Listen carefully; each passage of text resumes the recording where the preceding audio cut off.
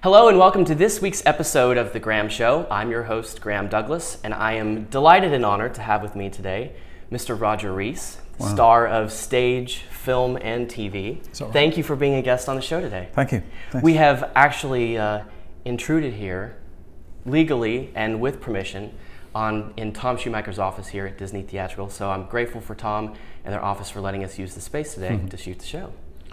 Yeah, it's grand, isn't it? You grew up in London, and you grew up to parents who were not part of the theater. How were you initially introduced to the world of the dramatic arts in London? I was in the Boy Scouts, and they put on little plays and shows and things and sing a bit, and so I did a bit of that. And I didn't act at all really until my father had died. I'd left university, and I had to earn a living, so I was a fine artist. I was a painter, so I painted scenery, and I was painting scenery in a theatre in South London, and they wanted a young man to be in a play, so I was in the play. Suddenly I was an actor. Yeah. What was that initial experience like for you?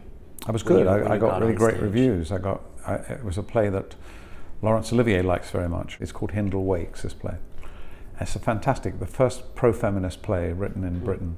Fantastic play, about a young mill owner's son, who I played, who impregnates a girl from the, the factory, and she refuses to have an abortion. She refuses to get rid of the baby. She has the baby. It's a fantastic play, and Olivier liked it a lot. He did a TV version of it, but it's a great role.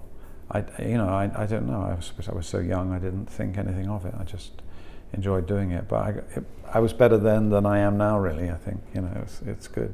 Why do you think? Well, I don't know. I didn't know any better. I think.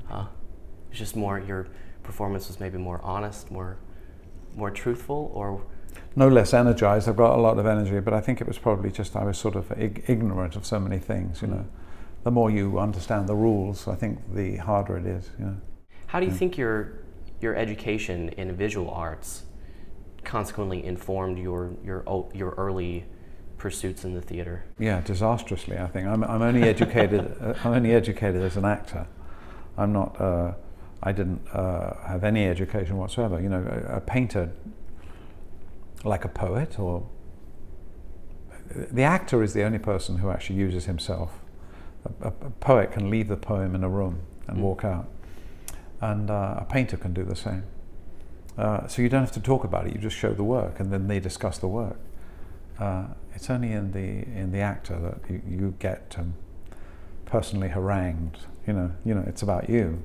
You are the violin as an actor. You were a scenic painter, and then you ended up on stage. Yeah. And then your career essentially took off. No, I mean, I just played.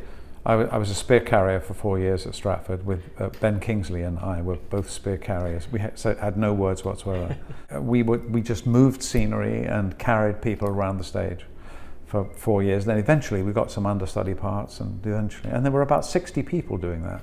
And gradually, and eventually, both Ben and I played Hamlet for the Royal Shakespeare Company. Acting's a very interesting thing. You see that. I'm sure even in your young life you can actually sort of think, I wonder what happened to that actor. Absolutely. Where did that person go?